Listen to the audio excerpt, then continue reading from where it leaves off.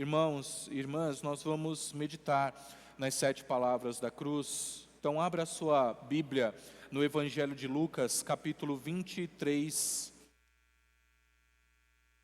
Nós vamos ler do verso 32 até ao verso 49.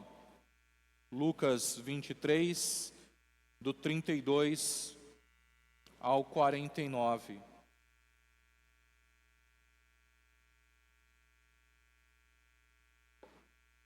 Lucas 23, do 32 ao 49, mesmo assentados, mas com toda a reverência à palavra de Deus. Palavra que nos diz assim: E também eram levados outros 2 que eram malfeitores para serem executados com Jesus.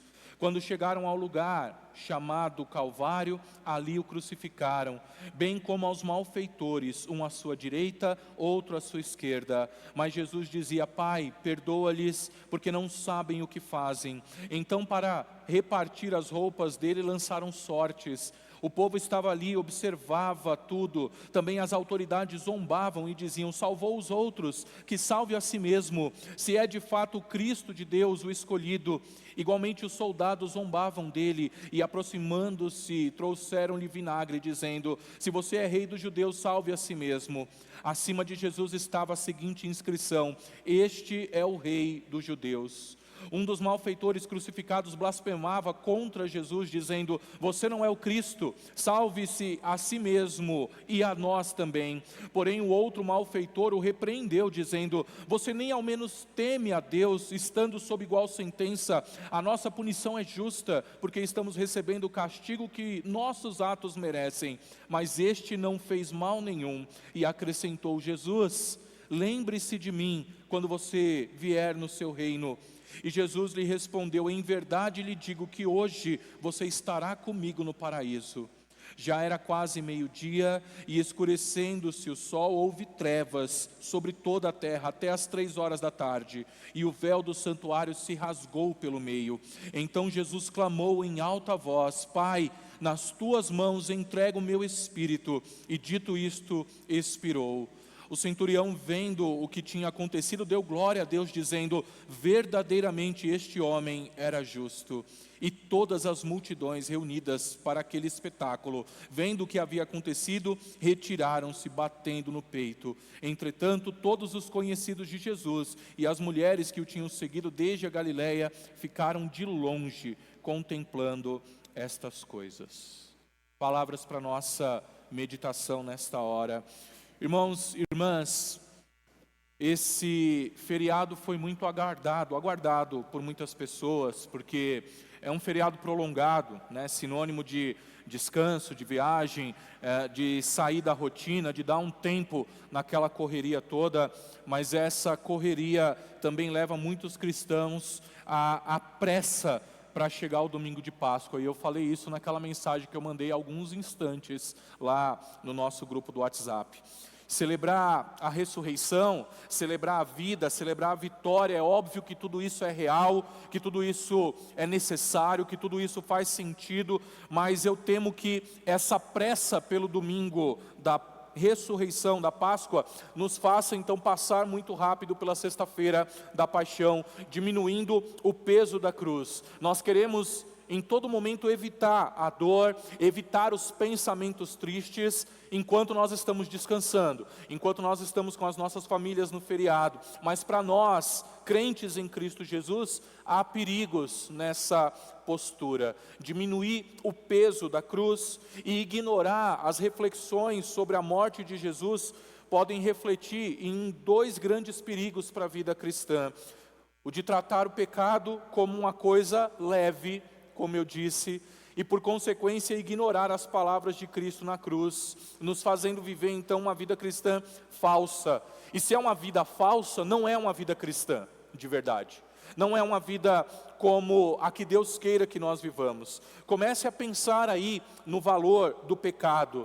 Será que ele é leve mesmo? Porque ele custou o sangue de Jesus, o sangue do Deus encarnado. E se ele fez isso para pagar pelos nossos pecados, o mínimo que nós temos que fazer, irmãos, é meditar sobre o que ele disse na cruz, o momento em que ele estava salvando a cada um de nós.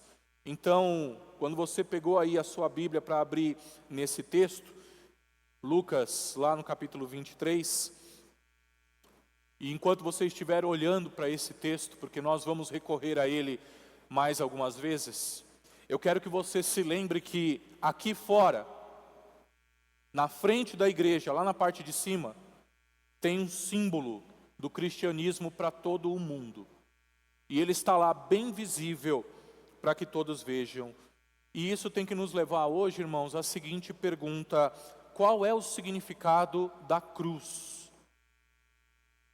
Se alguém nos perguntasse hoje qual é o significado da cruz, o que significa a cruz, o que significa crer no Cristo da cruz? E para mim, irmãos, faz sentido que a gente encontre respostas para essas perguntas, meditando, examinando o que Cristo disse na cruz. Cristo foi pregado na cruz às 9 horas da manhã e permaneceu lá até às 3 horas da tarde. E nesse período de 6 horas, ele falou 7 vezes, essas palavras que nós chamamos aqui de 7 palavras da cruz. Elas compreendem ali poucas palavras em português. E eu digo a vocês que essas últimas palavras de Cristo na cruz oferecem uma visão profunda do que é ser cristão. Uma visão profunda de ser o povo da cruz, sobre quem é Jesus Cristo, sobre o que significa fazer parte da igreja do Senhor Jesus Cristo. Então, a minha oração nessa hora, irmãos, é que Deus nos dê entendimento nessa sexta-feira santa, e que a gente recorra aqui à palavra de Deus no Evangelho de Lucas, capítulo 23, você já deve ter percebido que as 7 palavras de Jesus não estão aqui contidas nesse texto. Nenhum dos textos do Evangelho nenhum texto do Evangelho contém todas as 7 palavras. Então, eu quero que você tenha atenção também, porque nós vamos complementar a nossa meditação com os textos que aparecem nos outros Evangelhos. Mas este talvez seja o relato mais completo. Tá certo, irmãos? E nós vamos complementar com os outros evangelhos que trazem as palavras da cruz. A primeira palavra em que nós vamos meditar está em Lucas 23, o verso 34. Palavra do Senhor que nos diz: Pai, perdoa-lhes, porque não sabem o que fazem. A primeira palavra de Cristo, quando foi pregado na cruz no Monte Calvário, foi: Pai, perdoa-lhes, porque eles não sabem o que fazem. Essa oração, ela não é surpreendente para quem caminha com Jesus. Se você se lembrar bem da passagem da vida do Senhor Jesus, em outro monte, que não esse Monte Calvário, em outro monte lá na Galileia, e nós vamos chamar isso de Sermão da Montanha, Jesus disse assim, lá em Mateus, no capítulo 5, verso 44, amem os seus inimigos. Amem os seus inimigos e orem por aquele que vos perseguem. Orem por aqueles que vos perseguem. Aquele que havia pregado aquilo naquele momento, agora estava praticando nessa hora. A primeira palavra de Jesus na cruz é uma palavra de perdão. E isso é muito profundo. Isso significa que aqueles homens sabiam o que Jesus pregava, sabiam que Jesus afirmava, ele estava ali com aquela inscrição sobre a sua cabeça, escrita lá em algumas línguas: eis aí o rei dos judeus. Eles sabiam o que Jesus estava afirmando, que ele e Deus eram um, que ele era o Messias. E eles diziam a Jesus, aquelas pessoas todas diziam a Jesus: você blasfema. Então o que Jesus pede a Deus não é sobre as pessoas não conhecerem a sua palavra, nem os seus feitos, mas sobre o fato deles não saberem o que estavam fazendo quando estavam crucificando o Senhor Jesus, quando rejeitavam o Senhor Jesus. Eles não tinham ideia do que isso significava. E eu posso dizer uma coisa para você: até hoje as pessoas não sabem o que significa rejeitar o Senhor Jesus. Até hoje as pessoas não sabem o peso dessa rejeição. porque há um, e somente um, que introduz o perdão nos corações dos homens. Aquele que disse: eu sou o caminho, a verdade e a vida, ninguém vem ao Pai senão por mim. Ele é aquele que não apenas oferece o perdão da mão de Deus, mas o seu Espírito está em nós e oferece-nos o perdão a nós, e nós podemos oferecer perdão uns aos outros. Eles não sabem o que fazem, e assim os homens ainda continuam rejeitando o Senhor Jesus hoje, dizendo: tudo bem, se isso funciona para você, está tudo certo, para mim não funciona. E rejeitam o Senhor mais uma vez. Eles não sabem o que fazem quando rejeitam o Senhor Jesus. Irmãos, isso é muito profundo. Jesus começa na cruz do Calvário orando em favor dos seus inimigos. Sabe de uma coisa? Isso é cristianismo. Isso é o significado da cruz. Deus ouviu aquela oração de Jesus, você sabia? Deus ouviu aquela oração de Jesus, e na questão de um mês, apenas um mês, milhares daqueles que estavam lá vendo o espetáculo da crucificação, e até gritando: crucifica-o, crucifica-o. Um mês depois, aquelas pessoas vieram até Jesus em humildade.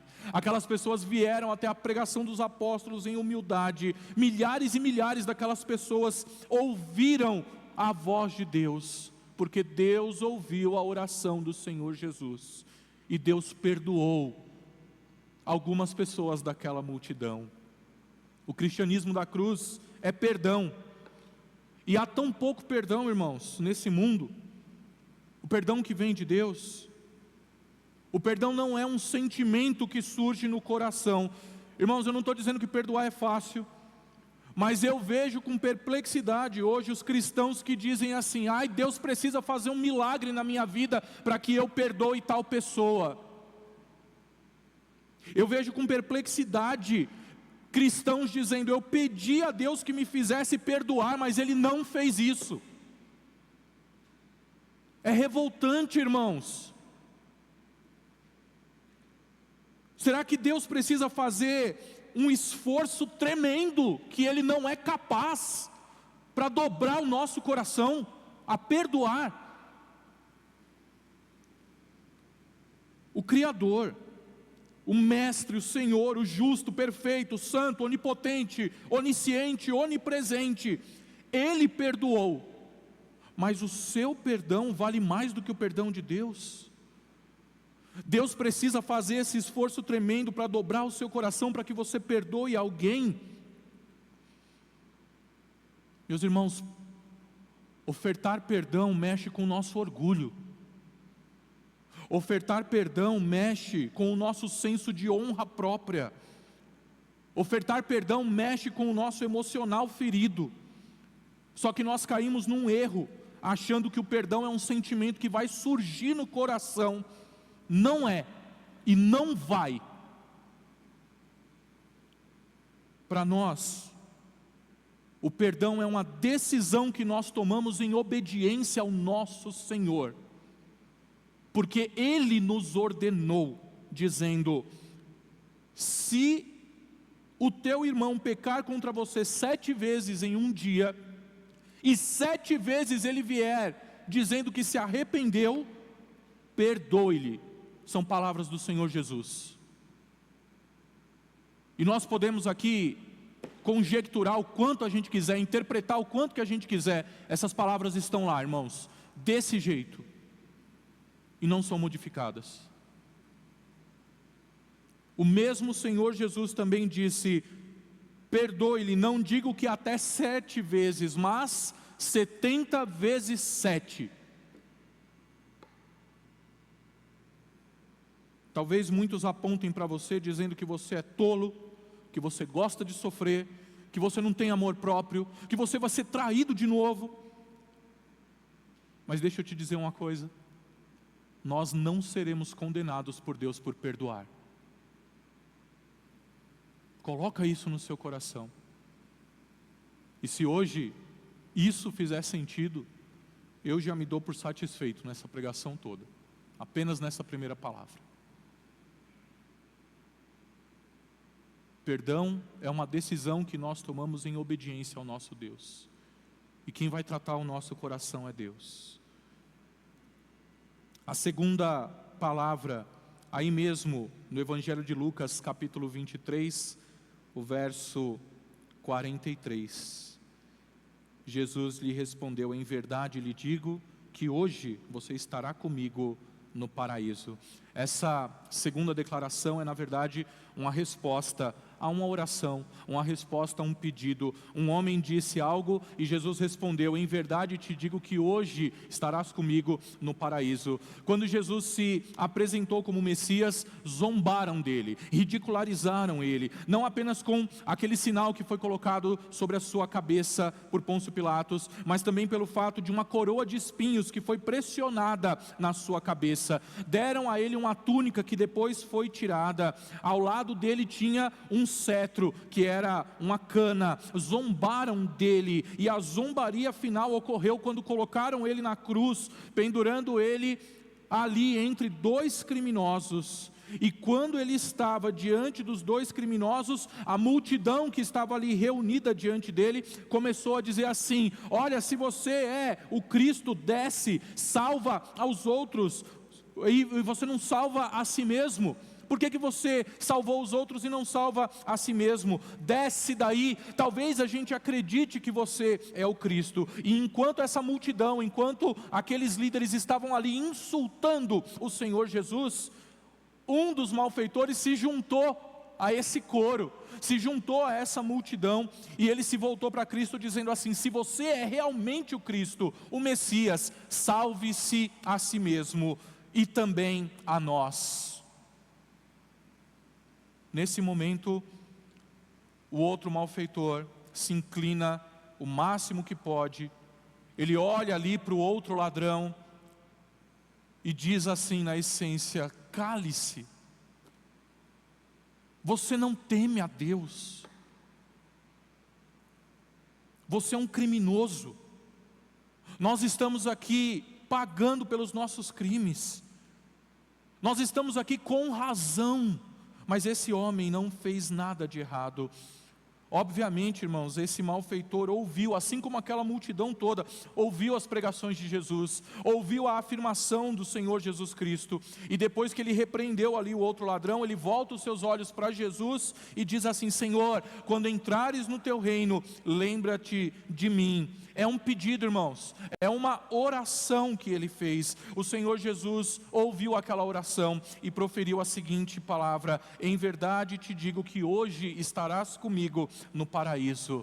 Isso é cristianismo, isto é a cruz do Calvário. Um homem pecador, que no meio de muitos erros em sua vida, não pergunta para Deus: olha, será que o Senhor tem um reino? Mas ele diz: quando entrares no teu reino. É uma declaração de fé, é uma crença, é uma certeza. Quando entrares no teu reino, por favor, lembre-se de mim. O cristianismo é Jesus Cristo fazendo uma promessa a Ele, e essa promessa é essa: hoje estarás comigo no paraíso. O cristianismo é a graça de Deus quando um homem ora: lembra-te de mim.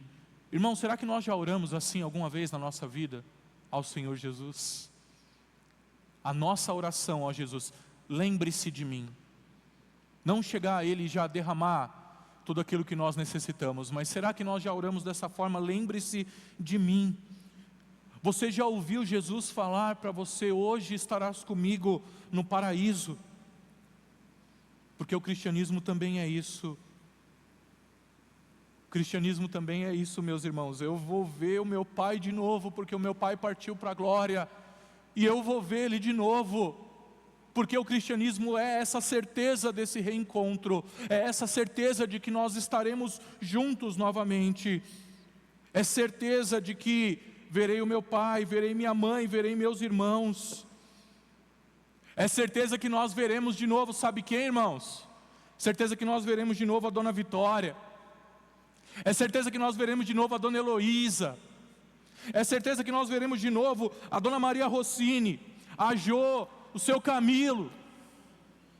Nós veremos de novo todos os nossos irmãos que já andaram conosco aqui tantas vezes, e nos ajudaram a erguer, nos ajudaram a prosperar, nos ajudaram a chegar onde nós chegamos, porque o cristianismo é essa promessa de Deus: hoje estarás comigo no paraíso.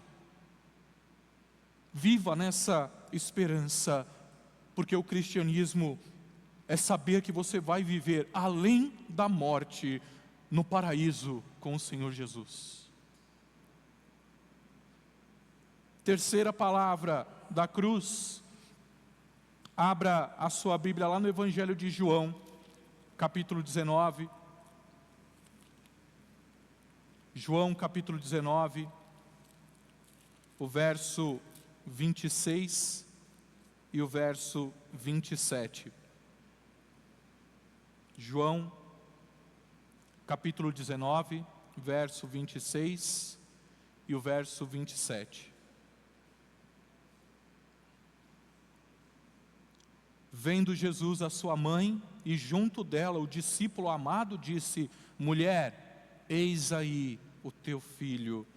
Depois disse ao discípulo: eis aí a sua mãe. E dessa hora em diante o discípulo a tomou para casa. Mulher, eis aí o seu filho. Filho, eis aí a sua mãe. A terceira mensagem que vem da cruz se refere à família.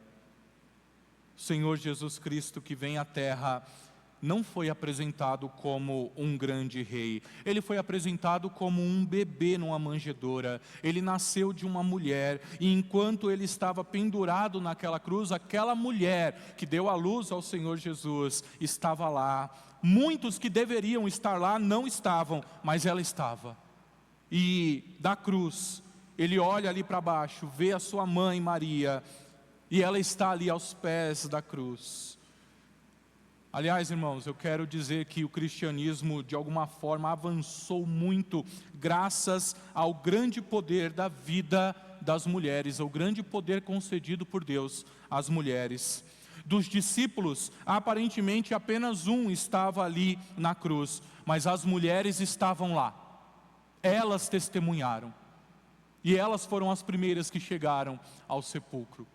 Elas estavam lá, e ele olha para sua mãe em meio a toda a dor. O cristianismo, desde a cruz, é isso, é família. Deus começa no livro de Gênesis com uma família, um marido e uma esposa. Quando Deus nasce nesse mundo, Ele nasce numa família, com a sua mãe e o seu pai. Quando Ele diz àquela mulher: mulher, eis aí o teu filho, é porque ele sabe que ele não vai mais poder cuidar dela, ele não vai mais poder estar com ela fisicamente. E ele fala: mulher, eis aí o teu filho. Mulher, nós já falamos sobre isso aqui outras vezes, né, irmãos? Essa expressão lá no grego não é desprezo, essa expressão é uma expressão de profundo respeito. Mulher, a palavra lá no grego significa amada senhora, minha senhora, minha mãe. Eis aí o teu filho. E eu tenho certeza que ele desviou o olhar de sua mãe para o apóstolo amado. Então ele diz: filho, eis aí a tua mãe. Sê para Maria como um filho. Irmãos e irmãs, que mensagem poderosa através da história para os nossos dias. Você sabe o que é o cristianismo? Você sabe o que é a cruz? A cruz também é o amor pela sua mãe, o amor pelo seu pai, o amor pela sua esposa, o amor pelo seu marido, o amor pelos seus irmãos, o amor pelo seu pai, pela sua mãe, o amor entre os filhos e todo o cuidado que todos têm com todos. O Espírito de Cristo está no nosso coração. E ele diz: mãe, pai, minha irmã, meu irmão, também são aqueles que fazem a vontade de Deus. Você tem a oportunidade hoje de poder cuidar da sua família, de cuidar dos seus filhos, de cuidar das filhas, de cuidar dos pais. Você não está acorrentado e Cristo está vivo no seu coração. O que é que nós fazemos pelas nossas famílias? O que é que nós fazemos pela família da fé? Isso é cristianismo, irmãos. Isto é Jesus Cristo. Isto é a cruz do Calvário. Ela também é família. Quarta palavra. Abra no Evangelho de Marcos, capítulo 15. Evangelho de Marcos, capítulo 15, o verso 34. Marcos, capítulo 15, o verso 34.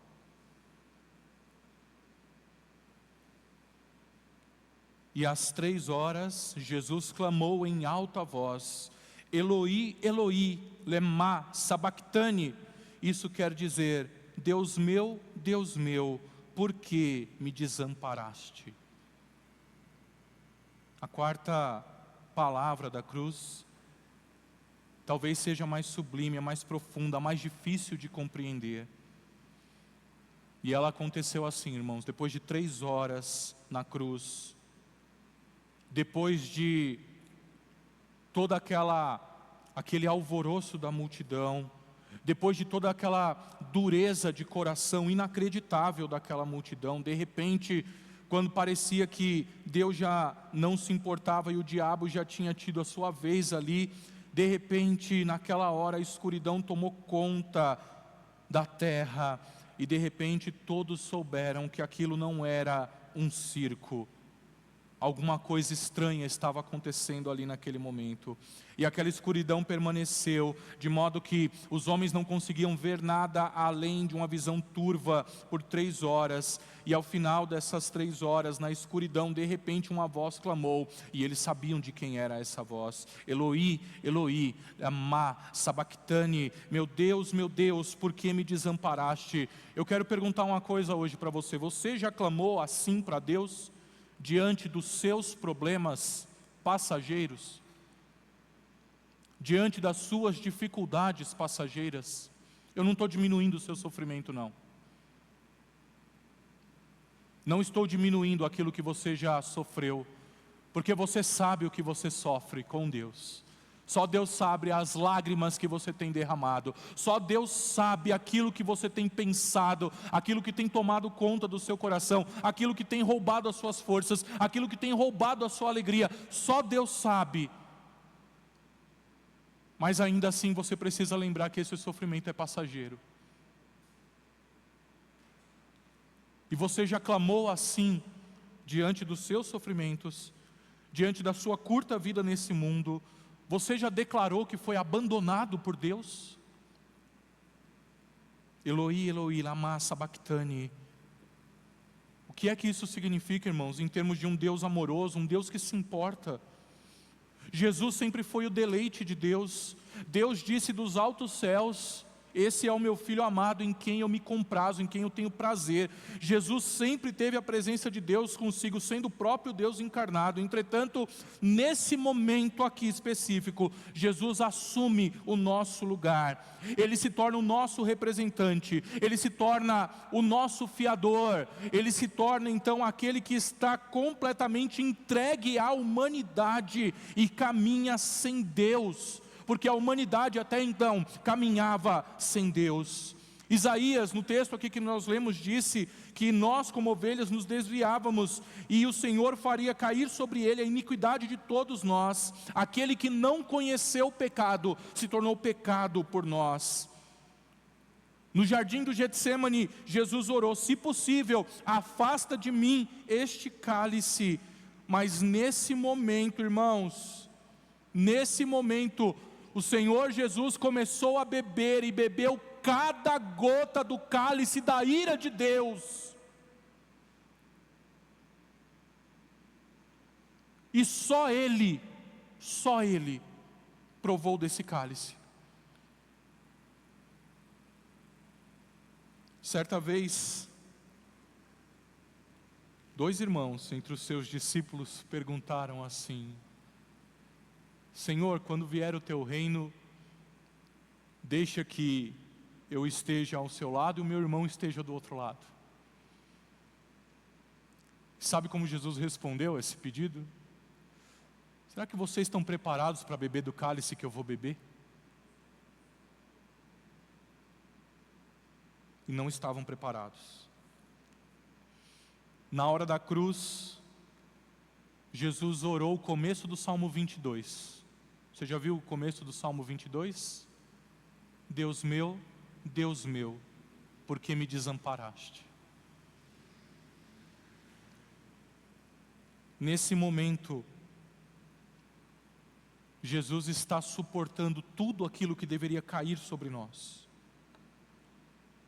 Irmãos, quando nós olhamos para as passagens bíblicas que sugerem que Jesus desceu ao inferno, nós não estamos diante de um pecador que está recebendo a paga pelos seus pecados, a punição justa pelos seus pecados. Nós estamos diante de um santo, perfeito, justo, totalmente puro, que foi feito maldição por nós.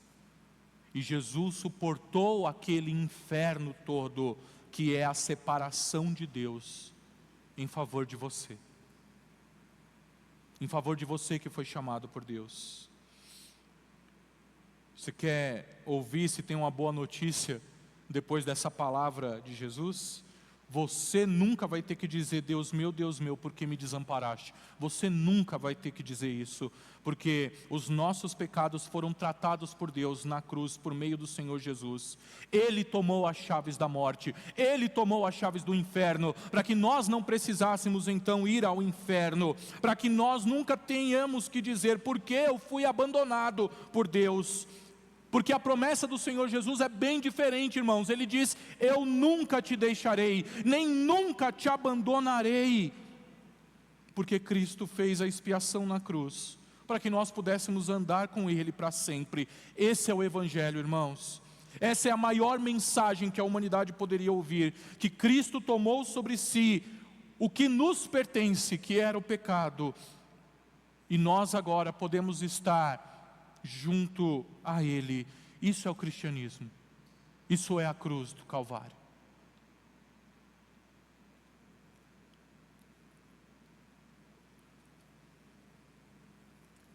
Palavra número 5.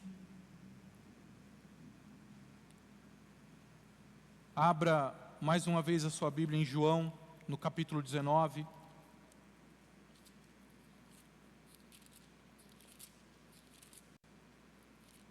João capítulo 19, o verso 28.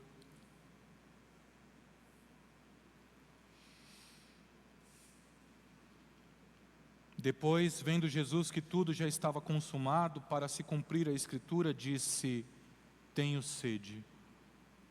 Tenho sede. Irmãos, daquela escuridão surge esta palavra da cruz. Uma palavra que é enfatizada em toda a Escritura. Na escuridão, aqueles homens ouviram essa voz dizer, tenho sede. E alguns vão lá para oferecer vinagre, mas ele rejeita, porque o vinagre talvez seja um analgésico. A cruz era um instrumento de grande tortura, irmãos. O sofrimento de Jesus, o sofrimento da cruz é provavelmente o instrumento de tortura mais cruel de todos. A cruz, que torna o símbolo do cristianismo justamente por causa daquele que morreu nela. Jesus foi pregado pelos pés e pelas mãos. Literalmente a pessoa sufocava.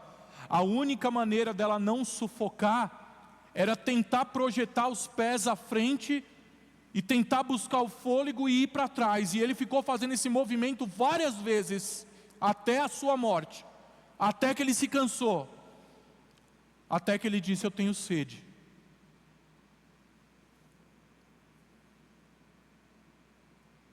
Irmãos, eu ouvi uma história, uma certa vez, de um pastor, que estava contando ali o seu testemunho. Ele disse que quando ele tinha 29 anos, enquanto ele era pastor, a esposa dele havia falecido repentinamente. E naquele período muitas pessoas, muitos homens foram até ele, demonstrando carinho, dizendo, nós te amamos, Deus está com você, Deus te ama, eu sei o que você está passando. E vários fizeram isso, vários o abraçaram e ele agradeceu muito.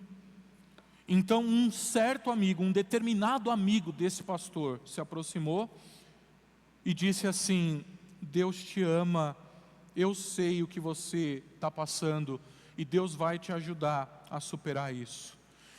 E esse colega disse que abraçou ali aquele amigo, segurou ele contra o peito com força, porque 6 meses antes, mais ou menos, na mesma idade, a esposa daquele amigo também tinha falecido repentinamente. Ele sabia o que o pastor estava passando. Os outros, com toda boa intenção, irmãos, como deve ser, que a palavra de Deus nos ensina isso, chorar com os que choram. Mas os outros, com toda boa intenção, não sabiam o que era aquela dor. Mas aquele amigo sabia. Aquele amigo sabia qual era a sua dor. Há pessoas que não fazem ideia do que alguns passam. O nosso Salvador não era apenas verdadeiramente Deus, irmãos, ele também era verdadeiramente homem. E quando ele disse, tenho sede, ele estava dizendo ali, eu sou humano.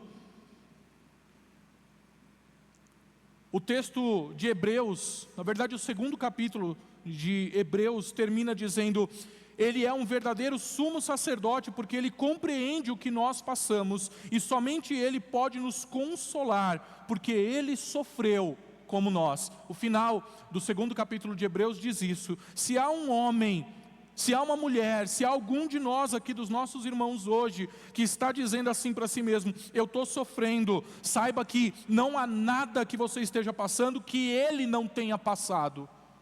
Não há nada que ele não conheça sobre você. Você sente dor física, você já se sentiu rejeitado, você já se sentiu incompreendido, você sabe o que é passar pela solidão, qualquer que seja a sua situação aqui hoje, Jesus pode confortar você, Jesus pode confortar o seu coração, porque Ele não é Deus de longe, Ele mesmo passou pela mesma coisa, e isso é o cristianismo, irmãos, isso é a cruz do Calvário, um Deus a quem você nunca precisa explicar nada, porque Ele mesmo sofre tudo o que você sofre, e por isso Ele diz, tenho sede.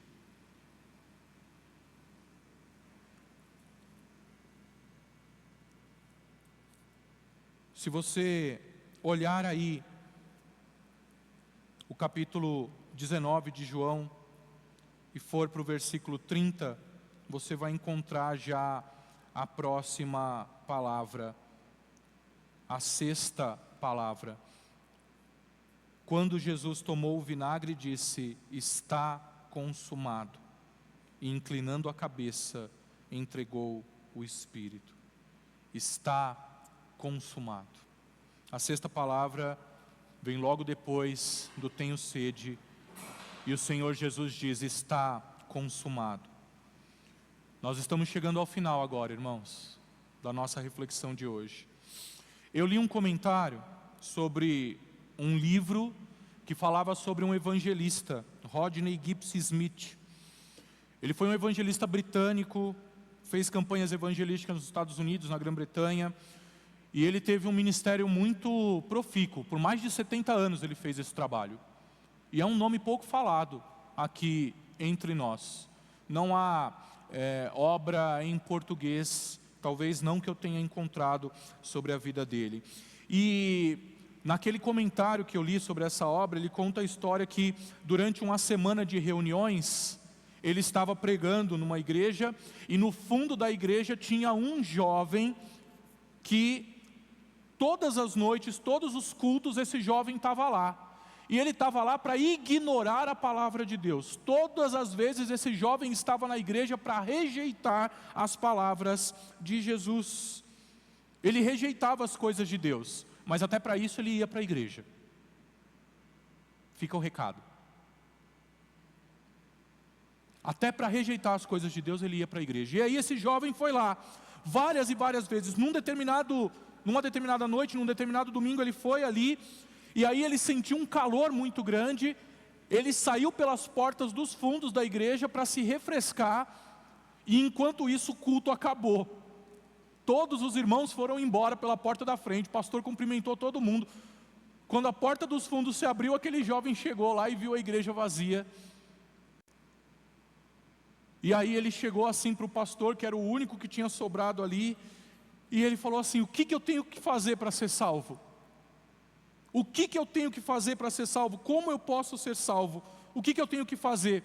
E aí esse pregador, o Gipsy, ele disse assim: é tarde demais. Aí o jovem falou assim: é tarde demais por quê? Porque já acabou o culto? Porque já acabou a reunião? E o pastor falou assim: não, você está 2000 anos atrasado. Já fizeram algo por você. Só recebe. Você entendeu? Alguém já fez tudo o que você precisa para ser salvo por Deus. Que palavra tão breve, irmãos, para um ato que abalou os fundamentos do universo, que reorientou profundamente a própria vida. Satanás pode nos acusar o quanto ele quiser, mas as suas provocações de que nós não somos dignos do amor de Deus são provocações vazias. Que demonstração de amor poderia haver? Que outra demonstração de amor Deus poderia dar? Satanás não pode mais usar o pecado e a morte sobre as nossas cabeças como instrumento de medo, como instrumento de intimidação. As suas armas, a vergonha, a inutilidade, são armas inúteis contra aqueles que são chamados por Deus, porque a cruz de Cristo revela que todas essas coisas são mentiras cruéis da pior espécie. No fim das contas, é o amor que está exposto lá na cruz, para todo o mundo ver, que nos resgata. Jesus morreu por nós. Está consumado, o preço foi pago, o pecado foi pago, a dívida foi apagada, o registro de dívida não existe mais. Ele não foi só zerado, ele foi lançado no mar. Já não tem mais contabilidade de pecados, já não existe mais nada disso. Não está pela metade, está consumado. Pelas suas feridas nós fomos sarados. Está consumado. Não está mais ou menos pronto, não está pela metade, não está esperando algo que nós possamos completar. Está consumado. Deus estava em Cristo reconciliando consigo o mundo, não levando em conta os nossos pecados. Deus estava em Cristo reconciliando você consigo mesmo, não levando em conta os seus pecados. Está consumado. Quando ainda éramos pecadores, Cristo morreu por nós, e agora está consumado.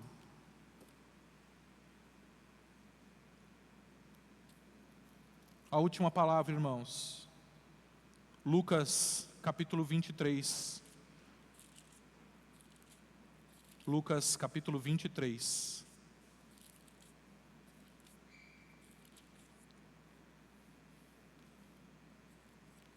O verso 46.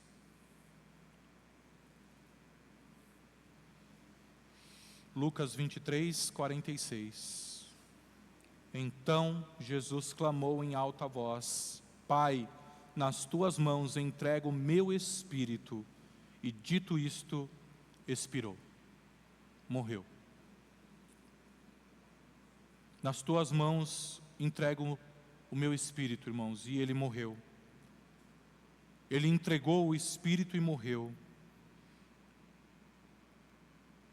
Há relatos de que pessoas que eram crucificadas sobreviviam durante 24 horas na cruz do Calvário. Na morte por cruz, em qualquer lugar. Há pessoas que sobreviviam por 24 horas, algumas pessoas sobreviviam 1, 2, até 3 dias. 3 dias de agonia, sangrando e morrendo sufocado. Jesus viveu 6 horas na cruz. Jesus viveu 6 horas na cruz. E ao final dessas 6 horas, ele entregou a sua vida, entregou o seu espírito. Foi por isso que cravaram a lança do seu lado, foi por isso que quiseram quebrar as pernas, né? Você se lembra que eu disse que o único jeito de tentar sobreviver era fazendo aquele movimento? Se quebrassem as pernas, ele não podia mais fazer aquele movimento, não podia mais respirar. E foi por isso que foram lá para quebrar as pernas do Senhor Jesus. Mas quando eles foram lá para fazer isso,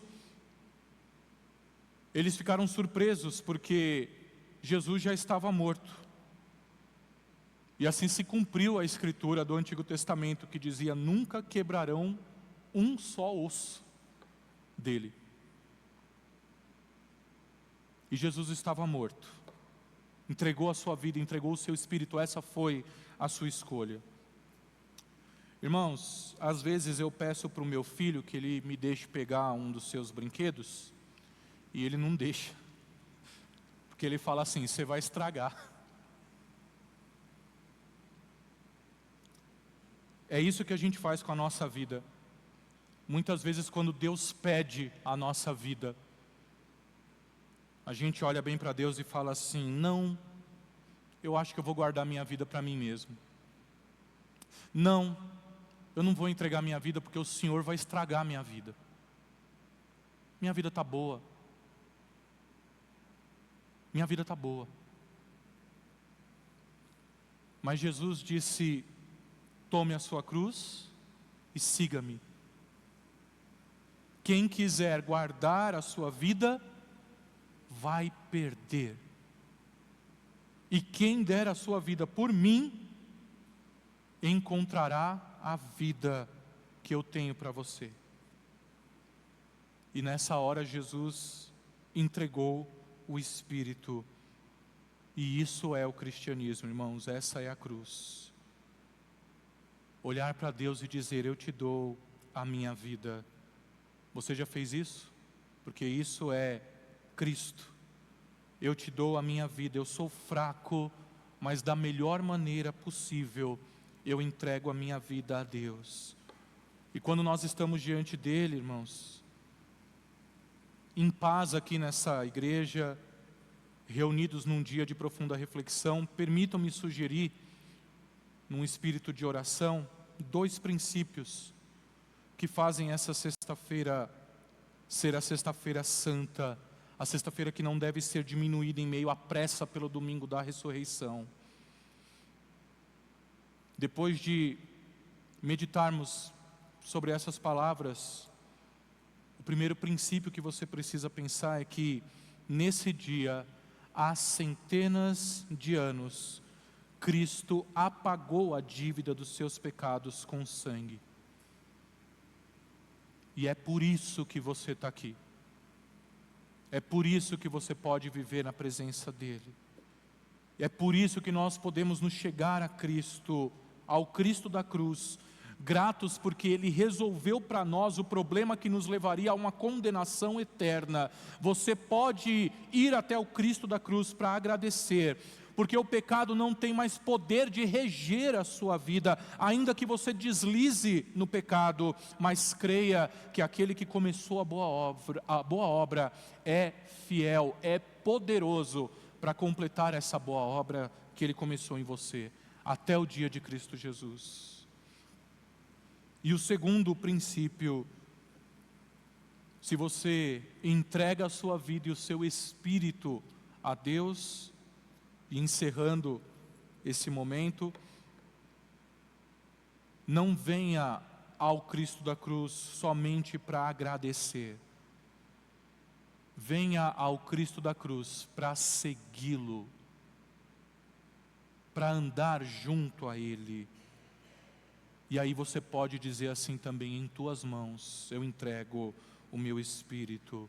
Você pode dizer: sim, eu estou crucificado com Cristo, já não vivo eu, mas Cristo vive em mim, e a vida que eu vivo na carne, eu vivo na fé no Filho de Deus, que me amou e se entregou por mim. Meus irmãos e irmãs, seguir a Cristo significa viver em novidade de vida, significa ser confrontado pelo amor que constrange, significa fazer de Cristo o seu alvo, o seu exemplo, tirando da sua cabeça a preocupação exclusiva com você mesmo.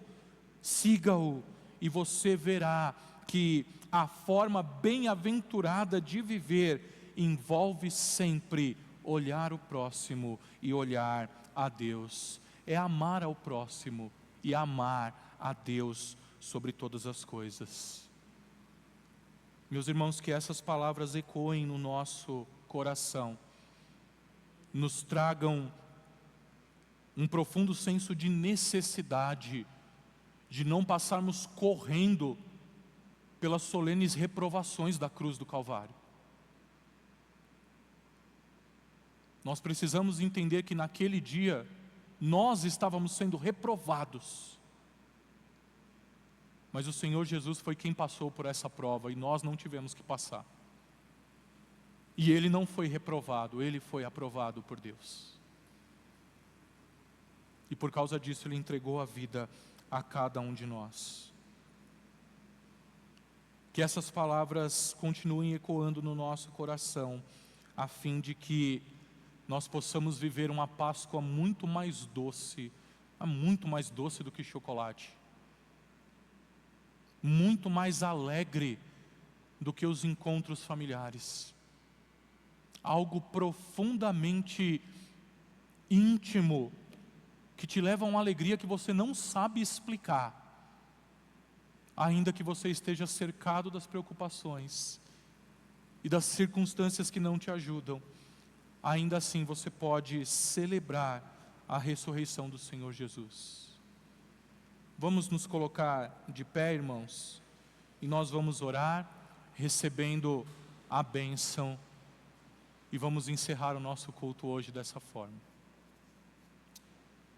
Senhor, nós te damos graças, em nome do Senhor Jesus, por estes momentos tão singelos, estes momentos tão simples, ó Pai, mas cremos pela Tua Palavra, pelo Teu Espírito, cremos, Senhor Deus, pela proposta do Senhor nas nossas vidas e pelo poder da Tua Palavra, que foram momentos, ó Pai, que nós precisávamos passar, palavras que nós precisamos ouvir, reflexões que precisamos fazer com sinceridade, com humildade, a fim de que a nossa Páscoa não seja apenas mais um momento vivido nesta terra dos viventes, mas que nós levemos conosco, ó Pai, em nosso coração, a certeza de todos os Teus atos na cruz do Calvário, e de todas as Tuas palavras em nosso favor, em reconhecimento ao poder do Senhor, em humildade para nos servir de exemplo, meu Deus. Pai, nos ajuda para que em nossos dias o Teu perdão seja uma realidade, para que em nossos dias nós possamos, ó Pai, dar graças a Deus pela família que o Senhor tem levantado ao nosso lado, que nós possamos, Senhor Deus, nos lembrar que mesmo não sendo merecedores, o Senhor tomou o nosso lugar, ó Pai, e sofreu aquilo que estava destinado a cada um de nós. Tem misericórdia de nós, meu Deus. Perdoa as nossas palavras, perdoa os nossos pensamentos, perdoa, Senhor Deus, tantas vezes que nós agimos sem fé, tantas vezes que nós agimos precipitados, tantas vezes em que rejeitamos os Teus ensinamentos, meu Deus. Tantas vezes que queremos fazer valer a nossa vontade como se fosse a Tua vontade, meu Deus. Tem misericórdia de nós. Nos ajuda, Pai, para que em nome do Senhor Jesus possamos agradecer pelo castigo que nos trouxe a paz, pelas feridas que nos trouxeram salvação, e compreender, ó Pai, que o Senhor não é um Deus ausente, que o Senhor é um Deus de perto, um Deus que sofre conosco, ó Pai, e por isso mesmo nos acolhe nos Seus braços. Em nome do Senhor Jesus, nos despede na Tua paz, nos despede no Teu amor, na Tua proteção, e faça prosperar o coração dos Teus filhos, em conhecimento e reconhecimento pelo Teu maravilhoso amor na cruz do Calvário. Em nome de Jesus, nós oramos e nós agradecemos. Amém.